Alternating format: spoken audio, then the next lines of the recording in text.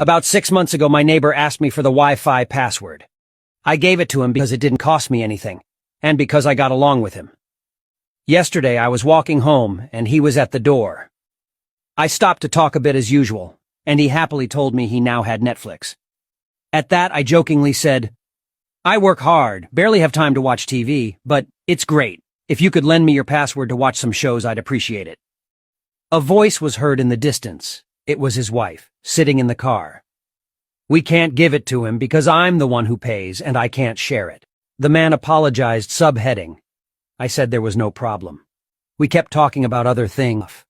Shortly thereafter, his wife came out to call him. She seemed very nervous, said the television wasn't working. My neighbor came into the house. I looked out the window. After a few minutes, he and his wife came to call me and told me the Wi-Fi wasn't working, that the password wasn't going in. I looked at them and said, "I changed my password because it's me paying and I can't share it." The wife turned red and tried to say something, but I said, "Ma'am, I have my network and you have your Netflix.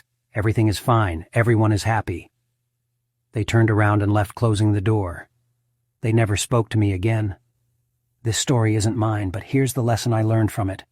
Friendship must be mutual. Affection must be mutual. Sharing must be mutual.